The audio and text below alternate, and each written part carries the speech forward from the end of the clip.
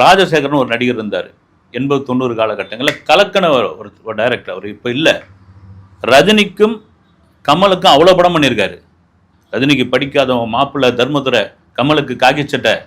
ஆனால் பார்த்தீங்கன்னா இது ரஜினி படமாக இருக்கும், கமல் படமாக இருக்கும். ஆனால் கமர்ஷியலாக வெற்றி அடியும்.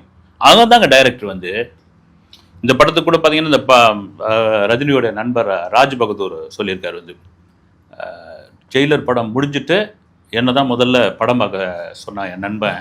ரஜினியை சொல்கிறார், பார்க்க சொன்னார் என் நண்பன். பார்த்துட்டு உன் ஒப்பீனியன் எப்படி இருக்குன்னு சொல்லு அப்படின்னு. ஏன்னா நான் கரெக்டாக சொல்லுவேன், எதுவாக இருந்தாலும் நெத்தி போட்டில் அடித்த மாதிரி சொல்லுவேன் அப்படின்னு.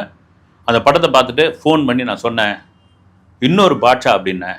சிரிச்சுக்கிட்டே கம்முன்னு ஃபோனை வச்சுட்டு 4வது நாள் எனக்கு ஃபோன் பண்ணி, டே எப்பட்றா அது, எப்படி நீ கண்டுபிடிச்ச அப்படின்னு. கூலி கூட எனக்கு பார்த்தீங்கன்னா விமர்சனம் வரும், அதை தாண்டி ஒரு இட்டு படம் அப்படின்னு சொன்னேன். ஏன்னா தொடர்ச்சியாக ராஜ் பகதூரோட பேசிக்கிட்டுலாம் இருக்கார் வந்து. ஏன்னா அவர் தான் சொன்னார் வந்து, அபூர்வ ராகங்கள் படத்தை பார்த்துட்டு ரஜினி ஓன்னு அழ ஆரம்பித்தோடனே நான் தான் தோளில் தட்டி, இன்னும் போக வேண்டிய தூரம் நிறைய இருக்குது, இதுக்கே எழுதுருவானா அப்படின்னு.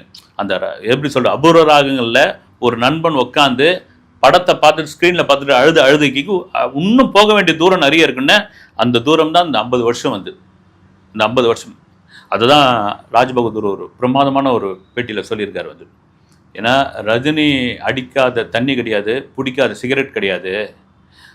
பஸ்ஸில் வந்து நான் தான் டிரைவரு, கண்டக்டராக இருப்பார்.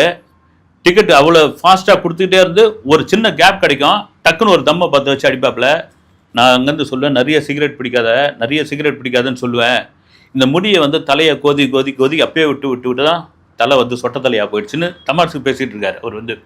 அவராக தான் சொல்கிறார். இந்த படத்தில் ஒரு டைலாக் வச்சுருந்தார் கூலியில், பிரமாதமான டைலாக்கு, நாம் கூட பாராட்டியிருந்தோம் அந்த டைலாக். அவராக தான் சொல்லியிருக்காரு வந்து, தெய்வம் நின்று கொள்ளும், குடி தினம் கொள்ளணும். இது ரஜினி வாயால் கேட்கறதுக்கு எனக்கு அவ்வளோ சந்தோஷமாக இருக்குது. காரணம் என்னன்னா, அந்த குடியினால் பட்டு மீண்டு போய் எங்கேயோ ஒரு அதனது யமனோட வாயில் விழுந்து மறுபடியும் எழுந்து வந்திருக்கா நண்பன்.